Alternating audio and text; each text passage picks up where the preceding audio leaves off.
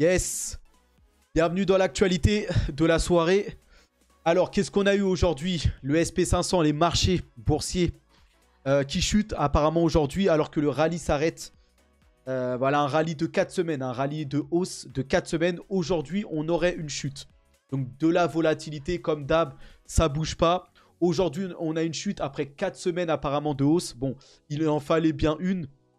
En tout cas, pour le SP500, ici, la Bank of America prévoit que le SP500 atteindra 5000 d'ici la fin de l'année 2024. Êtes-vous d'accord? Donc en fait, la Bank of America prévoit une hausse du SP500. Tout ça, c'est par rapport, encore une fois, aux taux d'intérêt. Les taux d'intérêt qui sont utilisés pour freiner l'inflation. Lorsqu'on augmente les taux d'intérêt, en fait, ça peut casser la croissance et faire baisser l'inflation. Et ça, les investisseurs aiment ça. Ça fait chuter le dollar, mais ça, voilà, ça fait baisser l'inflation, qui fait qu'il y a moins de pression sur les marchés. Et donc, les investisseurs sont plus confiants et vont sur les actifs à risque et les actions en bourse, à défaut du dollar ou des choses comme ça. Et ce qui fait monter le SP500. Et c'est pour ça que le Bank of America, prévoit une hausse encore du SP500 à venir. Donc, il parie en fait simplement sur le fait que les taux ne vont pas aller plus haut ou vont même descendre. Donc, ça, c'est un scénario que tout le monde espère et attend de voir. Maintenant, on ne sait pas. En tout cas, voilà, hein, tout part dans ce sens. Ils disent que l'or grimpera, ici, là, l'or grimpera grâce au pari des investisseurs sur une baisse des taux. Donc, de manière générale, les investisseurs parie sur la baisse des taux, que les taux n'iront pas plus haut en tout cas. Et donc c'est pour ça que Bank of America voit la bourse monter et voilà, certains analystes voient l'or grimper. C'est tout par rapport au dollar. Quand le fait de monter les taux, ça affaiblit le dollar. Et par rapport au dollar, le dollar est face à toutes les devises et face à l'or, face au bitcoin, face à la bourse. Face à tout en fait. C'est le dollar qui est au centre du monde, on va dire, et qui est face à tous les autres devises et les autres actifs. Et donc, là, le fait de parier sur une baisse des taux, parce que l'inflation s'est calmée, en fait, le fait que les taux rebaissent, c'est pas trop bon ça normalement pour l'économie américaine. Et en fait, ça fait faiblir le dollar. Et si le dollar baisse, eh bien l'or monte, le SP500, la bourse monte, tout ça. Donc on verra. C'est moi ce que je pense qui va arriver. Mais on va peut-être pas avoir ça tout de suite, la baisse des taux. Ça va continuer encore quelques mois. Et on va rentrer dans une sorte de scénario de déflation et de récession. Donc on va revenir sur ça. En tout cas, là, il y a sa bataille tous les jours avec les résultats, les chiffres et tout ça. Et donc même les devises qui sont face au dollar. Ici, l'euro, là, sera-t-il capable de tester justement face au dollar, face à l'USD, les indices cette semaine, face à des déluges d'informations comme le PIB US et le PCE. Donc, on va voir, il y aura d'autres chiffres d'inflation, c'est les PCE, là, c'est l'inflation, et le PIB, le chiffre de la croissance américaine. Donc, en fait, ces chiffres-là vont donner, si elles sont bonnes ou mauvaises, ça va impacter en fait l'euro face au dollar. Tout dépend de ces résultats-là. Pour que l'euro monte face au dollar, il faut que les chiffres US, le PIB US et l'inflation US descendent, en fait.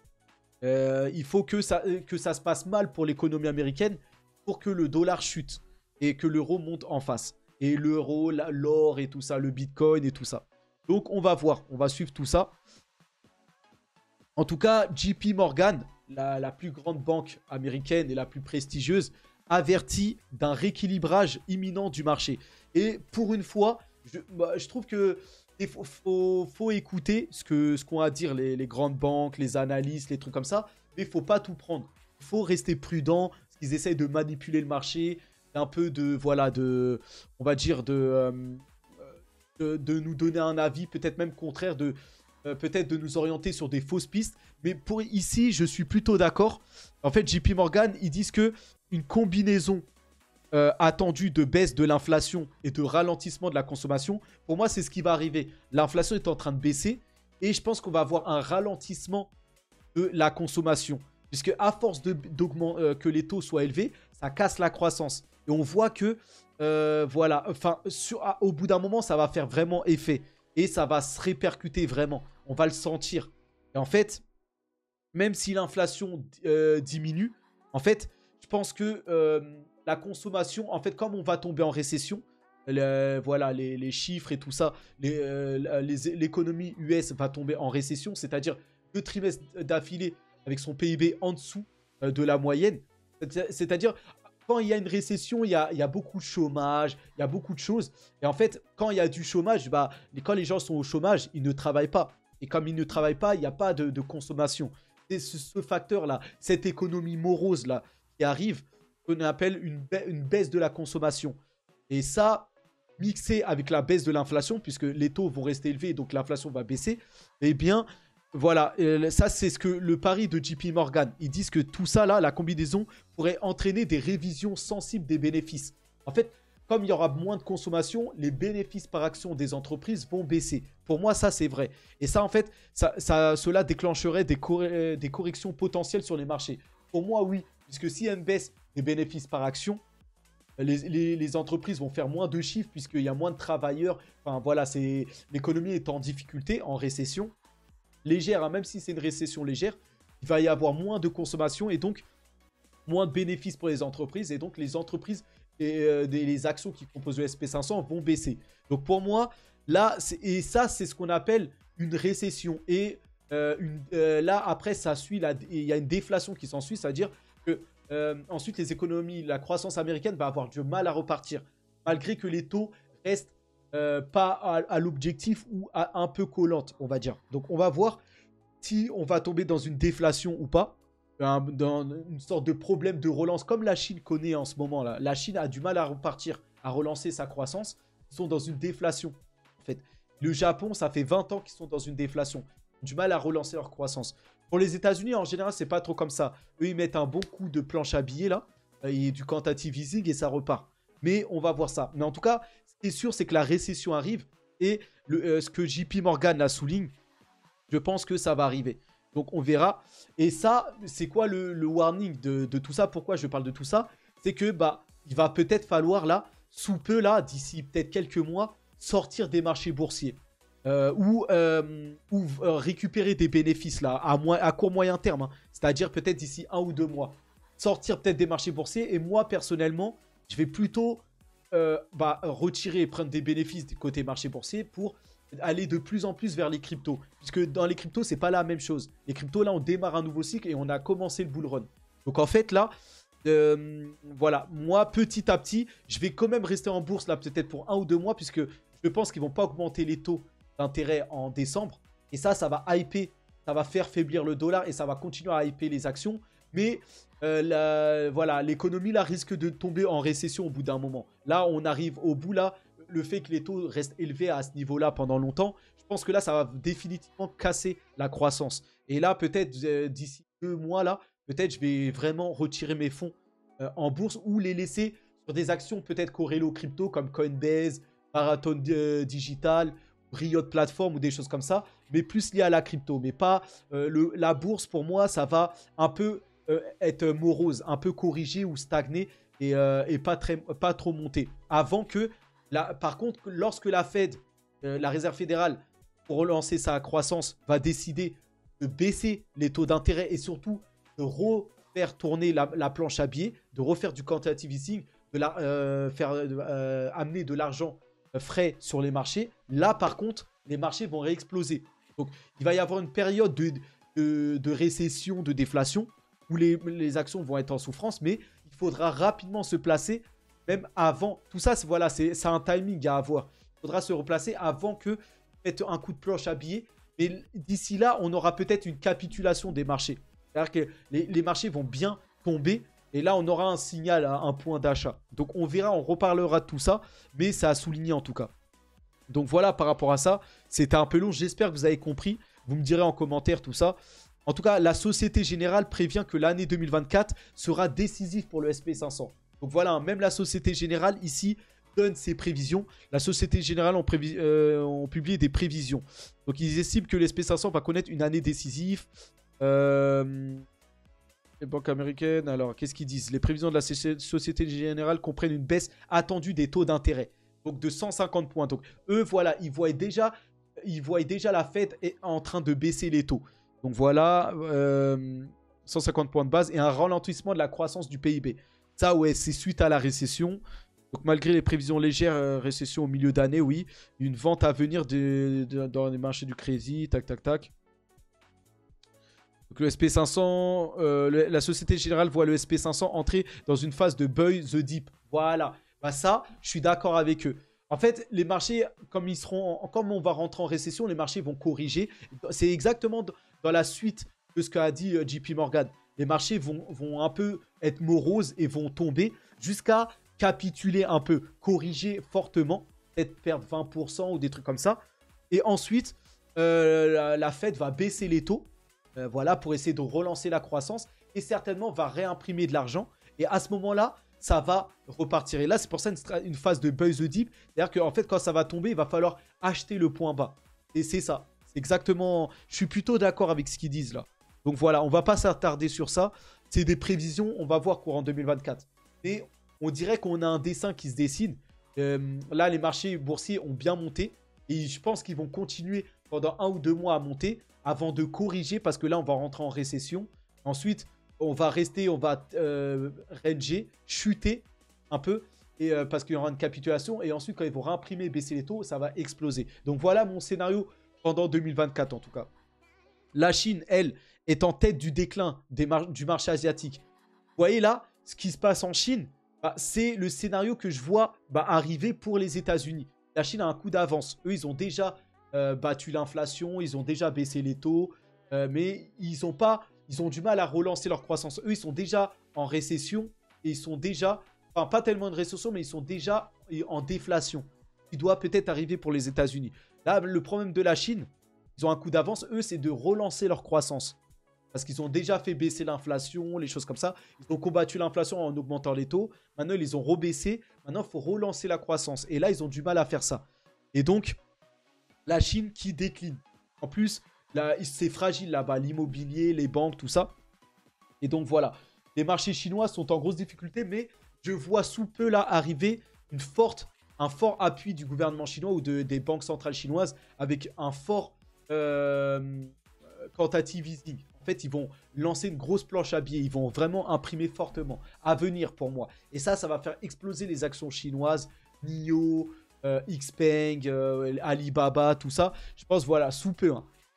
Mais je sais pas. Puisque comme en Occident, on va être en récession. Je sais pas trop, voilà, si ça va avoir un impact. Et si ça va relancer les actions chinoises qui sont cotées sur les marchés américains, tout ça. Donc, il faudra voir en tout cas. Bon, dites-moi en commentaire, hein, n'hésitez pas à me dire si je parle chinois ou si vous comprenez un petit peu. Vous me direz en commentaire là. Parce que là, voilà, c'est assez technique, hein, les mots que j'utilise. Voilà, inflation, déflation, récession, quantitative. Tout ça là, c'est des termes de la finance. Dites-moi si vous comprenez. Si vous ne comprenez pas, rendez-vous sur Telegram et on se fait des cours et jusqu'à que vous compreniez tout ça là. Donc en tout cas, par rapport à la Chine, en tout cas, l'élection présidentielle à Taïwan est une course à 3. Donc il y a 3 partis là qui se battent pour voilà, le remplaçant de Tsai Ing-wen. Donc c'est très important parce que ça, Taïwan, c'est un marché à plusieurs milliards. Hein. C'est eux les fondeurs, ceux qui construisent les puces de semi-conducteurs qui va servir pour tout demain, absolument tout. La robotique, les écrans, le métaverse, les voitures autonomes, voilà, l'intelligence artificielle, tout sera utilisé par les semi-conducteurs.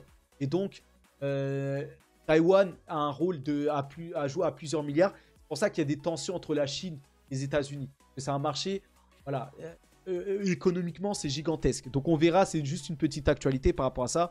En Europe, petite actualité aussi rapide, la société de taxi volant Lilium reçoit l'approbation de l'UE pour ses jets électriques. Donc les véhicules volants, c'est pas pour tout de suite, mais on voit que l'adoption commence à se faire. On va pas voler demain tous en drone ou en jet, mini-jet volant là. Mais voilà, on a une compagnie ici américaine qui voilà, a obtenu l'approbation pour des vols de passagers, tout ça. Ça va se faire petit à petit. Ça, on voit plus ça en 2025-2026. On va voir encore un an de, voilà, de tests, tout ça. Donc voilà, l'Ilium, vous voyez ici là. Voilà, voici le modèle. Vous avez un autre modèle là qui s'appelle Eyang aussi, qui sont leaders hein, dans les véhicules électriques volants là. Donc on va voir. Mais ça va se mettre en place petit à petit. Hein. Ça va décongestionner les grandes villes, tout ça. Plus tard, tous, on volera en véhicule, en drone volant. Voilà, c'est le futur, avec la blockchain, avec l'intelligence artificielle. On a tellement de choses qui arrivent. Et ça, c'est aussi un pari pour plus tard. Moi, je vais plutôt investir sur ces entreprises, plus quand elles vont vraiment apporter de la valeur, plus à l'horizon 2025, après 2025, 2026, par là. En tout cas, j'attends beaucoup de ces entreprises-là. Donc voilà, là, on passe aux crypto. Alors, vous voyez, là, c'est rouge. Et c'est le thème de la vidéo du soir. C'est que ne vous faites pas avoir. Certes, ça corrige. Mais pour moi, c'est juste, ça va juste rebondir et rapidement, même aller à plus de 38, voire casser les 40K. C'est mon scénario. Ça ne veut pas dire que c'est celui-là et je peux me tromper. Donc moi, c'est le scénario. Je vais vous montrer des charts et dire pourquoi, en fait, je pense ça. En tout cas, c'est le Bitcoin qui corrige là, qui est redescendu en dessous des 37K. Le Bitcoin est à 36 875 à l'heure actuelle. Donc ça corrige un peu, c'est vrai. Là, si je vous mets même sur le mois, vous voyez là. Mais ça reste toujours, voilà, on est en pente montante, hein, vous voyez. Et c'est vrai que là, aujourd'hui, ça a pas mal corrigé. Et quand le Bitcoin corrige de 1 ou 2%, les altcoins, eux, corrigent de 6, 15%. Donc voilà, ça c'est toujours pareil. Ici, dans le top 200, je sais pas trop... Non, je voulais vous montrer... vous avez Flux déjà qui performe. Donc Flux, un partenariat avec Coinbase, on va voir ça après là. Vous avez l'USTC, le stablecoin de Luna, qui a explosé. On va aller voir tout ça, pourquoi. Donc en tout cas, pas de panique sur le Bitcoin. Et là, vous avez encore ici, là, Dan Tapiero, un gestionnaire d'investissement d'1 milliard de dollars. C'est une personne qui gère voilà, plus d'1 milliard de dollars de patrimoine, tout ça, un financier. Hein. Il dit, je pense que lors de la prochaine course haussière, jusqu'en 2025, donc moi aussi je vois ça jusqu'en 2025, mais moi je vois plutôt jusqu'à mi ou fin 2025, la course haussière, là, le bull run qu'on va avoir. Et je pense que nous verrons un Bitcoin donc à plus de 100 000 dollars. Et je pense que c'est une estimation assez prudente. Donc en fait, il dit qu'il voit le Bitcoin aller à plus de 100K. Et encore, il est prudent quand il dit ça. En fait, ça pourrait aller largement plus haut. Et encore, il dit que c'est une estimation prudente encore. Et encore, voilà, il se mouille pas trop.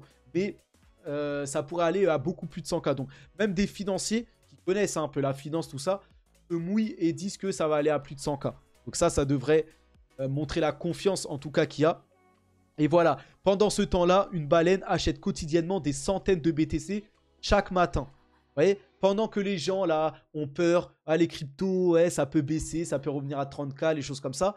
Eux, les baleines se positionnent. Les baleines, c'est ceux qui détiennent pour plusieurs milliers, voire millions de dollars de crypto, de bitcoin, tout ça là. Donc aujourd'hui, encore, ce sont plus de 500 BTC qui rejoignent bien au chaud les 1000 BTC achetés hier et avant-hier, ainsi que chaque jour depuis plus de 2 semaines. Donc voilà, cette baleine qui se régale et qui achète tous les jours 500 BTC, 1000 BTC. Je vous rappelle qu'un BTC, ça vaut 36 000 à l'heure actuelle. Donc imaginez-vous 500 BTC. C'est plusieurs millions, hein, je pense. Donc voilà, il se fait plaisir. Ils achètent 500, 1000 BTC chaque jour. Hein. C'est pas là, on est là toutes les semaines ou tous les mois. C'est chaque jour. Donc il y en a qui se font plaisir, hein, qui ont pour plusieurs millions à investir. Et en tout cas, eux, ils accumulent massivement. Vous voyez? Voilà l'une des raisons pourquoi je pense que le Bitcoin ne peut pas trop revenir à la baisse. Il y a une forte accumulation, le hash rate explose. Et les gens hold parce qu'ils attendent les ETF Bitcoin Spot. Vous voyez? Donc voilà, à l'heure actuelle, là, on a cassé le triangle par la hausse, mais on vient corriger, on redescend là aujourd'hui. Mais vous voyez qu'ici, là, on va taper certainement sur le triangle du haut, là. Enfin, la ligne du haut, là, blanche, pour aller rebondir. C'est mon scénario, parce qu'on est dans une forte phase haussière. en fait. Et pour moi, on va venir rebondir là où il y a le rond vert, là. Vous voyez ici, là? Et aller plus haut. C'est ce qui... En tout cas, c'est le scénario parfait. C'est ce qui semble s'indiquer, on va dire ici, là. Vous voyez? Et donc, voilà. Hein, ça, c'est l'image de ma miniature.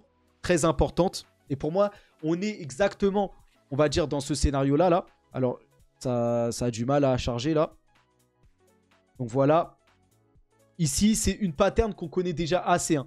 Vous voyez, quand vous regardez la phase de trading en blanche, là, c'est quelque chose qu'on connaît déjà. Et là, on est pile dans le E, là. Vous voyez la phase, la lettre E ici, là. On y est pile. Là, on est dans le E, là. Vous voyez, il y a même marqué ici, là. Je ne sais pas si vous le voyez à l'écran, je vais regarder. Ouais, vous le voyez ici, là.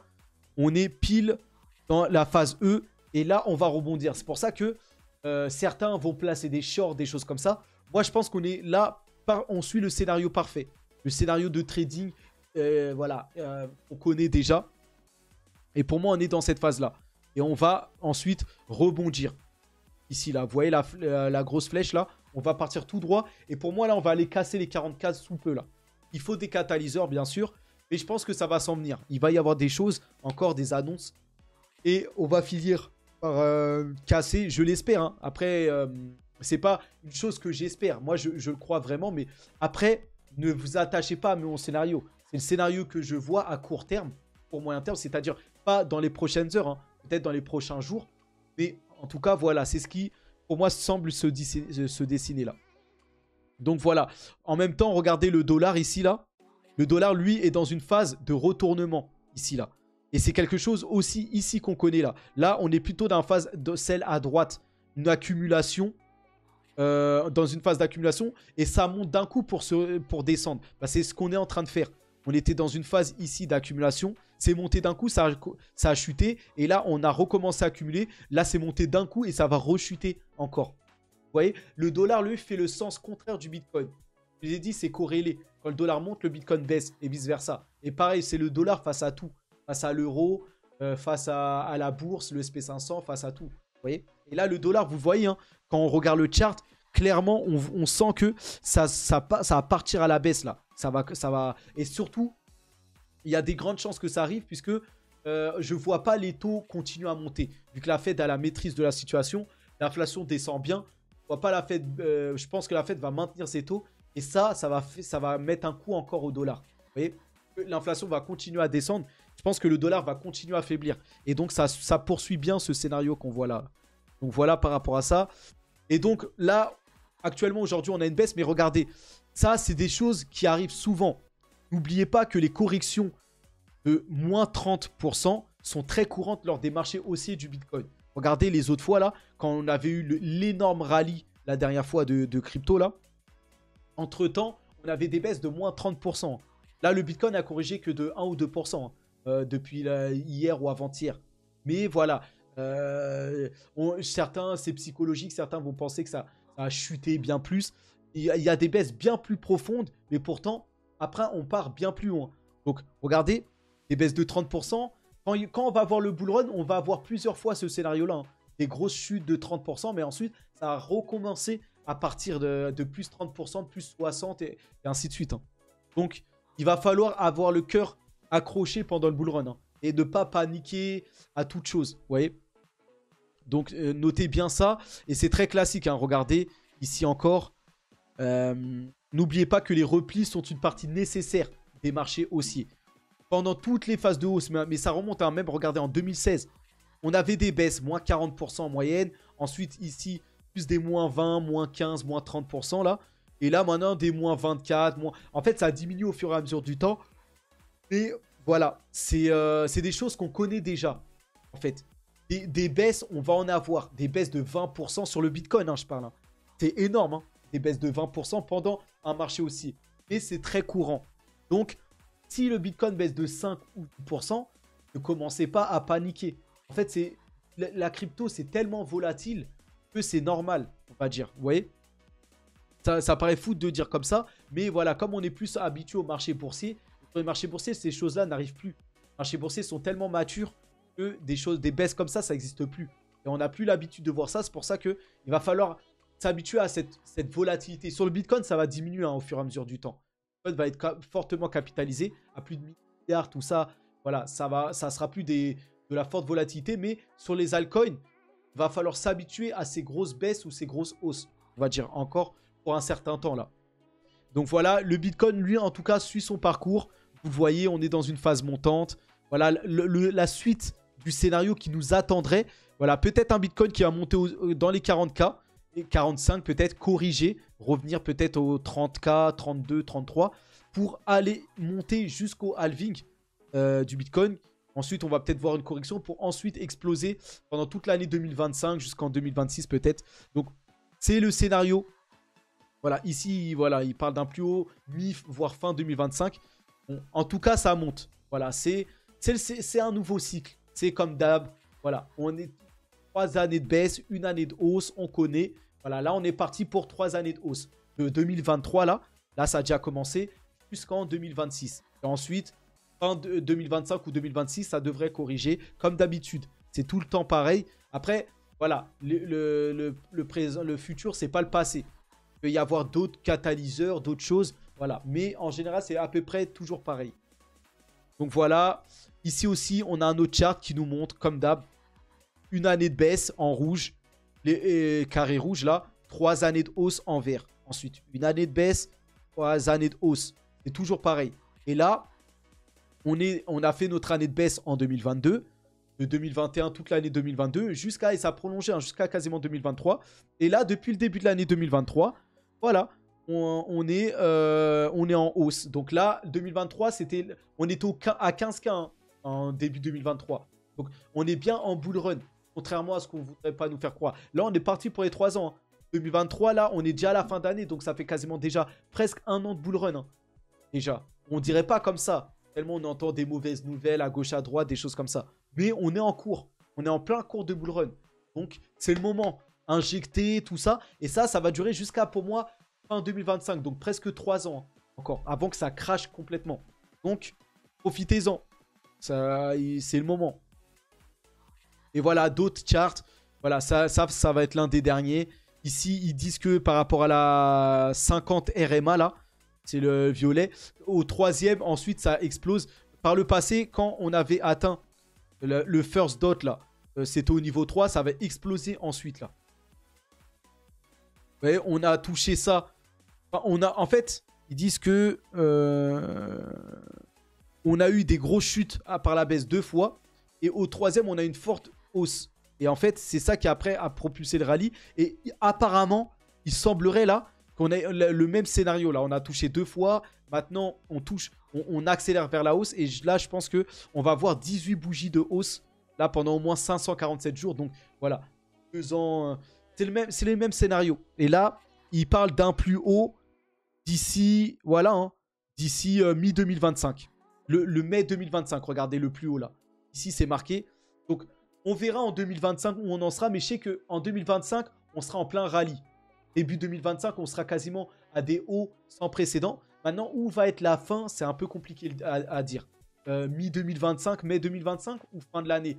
Ça dépendra des annonces, tout ça. Mais en tout cas...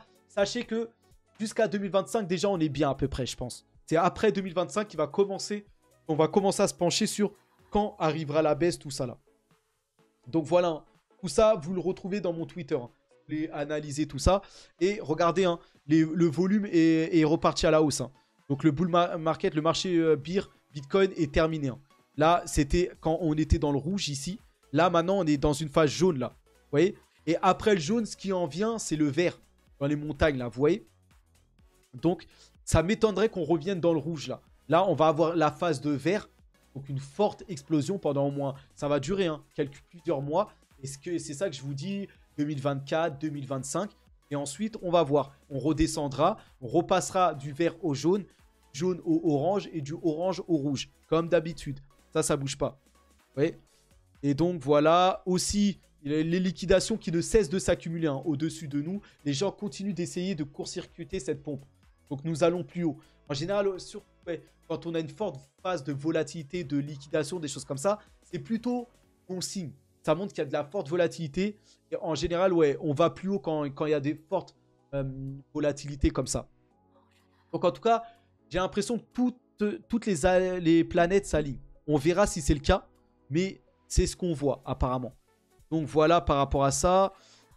Dans les actualités maintenant sur les cryptos, avant d'en terminer, Binance qui lance un contrat perpétuel sur l'USTC, le stablecoin de Luna, dans un contexte de forte hausse des crypto-monnaies. Donc, voilà pourquoi Luna a explosé. Même Binance se met à, à lancer du trading sur l'USTC. Bon, je ne sais pas si... Parce que l'USTC a fait un x4, x5, a explosé de plus de 200 et quelques %. Et le Luna aussi a pas mal monté. Moi, je vous ai toujours dit, hein, que ce soit le token FTT de FTX et le Luna, ils vont faire des gros rallyes. Pour moi, ces deux projets-là, un jour, vont renaître de leur centre.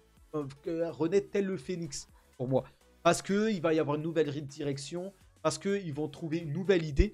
Et je suis sûr que le projet Luna n'est pas mort. C'est son stablecoin, oui, il était défaillant. Il y a une faille. Pour moi, le système américain, les Américains ont profité de cette faille-là. BlackRock, Citadel, ils ont profité pour lancer une vente massive et essayer de faire déraper l'UST. Ils ont réussi à le faire. Ils ont réussi à casser le projet Luna. Et j'en suis sûr qu'ils vont trouver une chose pour payer définitivement l'USTC et en faire le meilleur stablecoin du marché. J'ai la foi, j'ai cette conviction-là. Je ne sais pas combien de temps ça prendra, mais bon. Et pareil pour FTX, je suis sûr que ça va renaître et que ça sera le meilleur, la meilleure plateforme de trading perpétuel, tout ça. Après, ne me demandez pas l'horizon, mais j'ai cette conviction-là. On verra si ça va arriver ou pas. Donc voilà. Alors, en tout cas, pour Binance, il faut collaborer avec les responsables politiques. Donc, changement de cap chez Binance. Après le départ de CZ, Richard Teng, donc le nouveau PDG que vous voyez à l'écran, ici, là, dit... voilà, le nouveau PDG dévoile ses ambitions pour la plateforme. Quelle décision prendra-t-il? Donc là, il y a l'article et tout ça. Je pense qu'il va se conformer, tout ça. Voilà, une déclaration d'intention très pro-régulation. Donc en fait, il va se conformer aux règles. De toute façon, Binance doit se faire tout petit là. Dans l'œil des Américains, tout ça. Je pense qu'il va se faire tout petit et il va se conformer aux règles, à la réglementation. Et dans quelques années, ils retenteront des choses et tout ça. Mais Binance ne peut pas se permettre. Ils ont beaucoup trop de clients. En plus, s'il y a une fuite en avant sur Binance, mais je pense qu'ils vont essayer d'éteindre la flamme et de se faire tout petit et de repartir sur des nouvelles bases. Donc on verra en tout cas par rapport à ça. En tout cas, Coinbase, qui a explosé encore aujourd'hui en bourse, l'action Coinbase est en hausse de près de 70% sur un mois.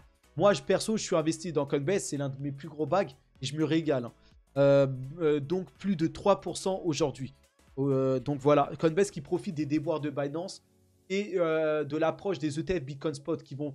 Voilà, tous les institutionnels, les émetteurs vont passer par la plateforme Coinbase. Donc il y a une énorme lumière qui va arriver sur Coinbase ou à travers Coinbase. La plateforme d'échange est actuellement portée par une dynamique positive entre son rôle dans les ETF Bitcoin Spot et les sanctions qui touchent son rival Binance.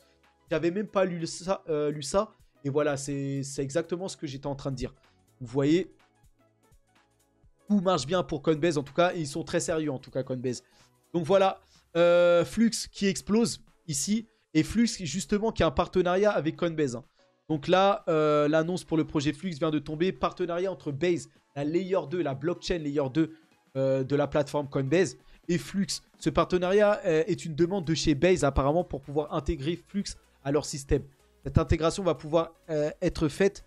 Et donc, grâce à l'application Fusion, vous pourrez swap vos Flux vers Fluxbase et idem, dans l'autre sens. Avec cette annonce, le projet Flux se voit apporter l'énorme base d'utilisateurs de la plateforme Coinbase, mais également la compatibilité EVM. Donc par la suite, ce lien entre les deux projets va également faciliter la mise en place entre les DApps de l'un et de l'autre. Bon, c'est assez bizarre parce que Flux, normalement, c'est plutôt les nœuds, mais pour les projets de Proof of Work. Je ne sais pas quel lien, parce que là, je ne sais pas qu'est-ce qu'ils vont apporter à Coinbase, mais normalement, Flux, ça concerne les réseaux en Proof of Work. Et Coinbase, ou la Layer 2 Base, est en Proof of Stake. Parce qu'ils utilisent la pile stack Optimism. Et en fait, eux, je crois que c'est du Proof of Stake. Donc, je sais pas. J'ai pas compris. Mais bon, après, vous me direz. Je sais pas. Mais Flux, il y a le cloud hein, chez Flux. Donc, on verra. Peut-être ils vont apporter des nœuds décentralisés pour le Proof of Stake. Je sais pas. En tout cas, on verra. Énorme partenariat pour Flux. À voir. Ici, on a Magic Eden qui lance le Magic Eden Wallet. Donc voilà, ils s'y mettent tous dans les portefeuilles. Swap, Metamask, enfin, voilà, Phantom et tout. Énormément de wallets. Après, Magic Eden, normalement, c'est une plateforme de NFT. Donc là, eux, ils se lancent. Peut-être que, certes, ça va devenir un portefeuille, mais peut-être spécialisé dans les NFT. Hein. Et Magic Eden, c'est un gros concurrent hein, de OpenSea, Blur et tout ça là. Donc, c'est une grosse plateforme de NFT. Et à la base, appartenait à l'écosystème Solana. Mais ils ont migré sur aussi Polygon et Ethereum. Et là, ils vont prendre en charge justement Bitcoin. Et c'est vrai qu'ils sont y allés aussi sur Bitcoin. Hein. Donc, Magic Eden, eux, ils mangent à tous les râteliers. Mais après, c'est des gros bosseurs. C'est-à-dire que c'est une plateforme qui est assez réputée là. Et donc, voilà, ils vont prendre en charge tous les réseaux sur lesquels ils sont. Hein. Bitcoin, Ethereum, Solana et donc Polygon. Donc, voilà, le Magic Eden Wallet est désormais en version bêta. Et voilà, une gamme de fonctionnalités pour les collectionneurs NFT. Donc, ça va concerner surtout les NFT hein, pour Magic Eden. Donc, je pense que c'est une bonne initiative. Et ils seront à l'avant-poste de l'adoption massive pour les NFT, je pense. Donc, forte volatilité pour les écosystèmes Polygon et Solana et Ethereum à venir. Et même Bitcoin là. Parce que Bitcoin là, avec les ordinals, les NFT, ça va décoller aussi là-bas. Donc voilà. Les dernières actualités, 500 millions de dollars de tokens DYDX bientôt libérés. Donc attention, juste un petit warning, ça peut être pression à la baisse. Des jetons libérés, plus de jetons de tokens en circulation, ça fait qu'il y a plus d'offres que de demandes et donc le prix qui peut baisser. Vous voyez, donc attention, juste au cas où vous ne le saviez pas, voilà, petite actualité. Et la dernière actualité, Walsio qui annonce une levée de fonds de 1,8 million de dollars. Juste Walsio, c'est quoi?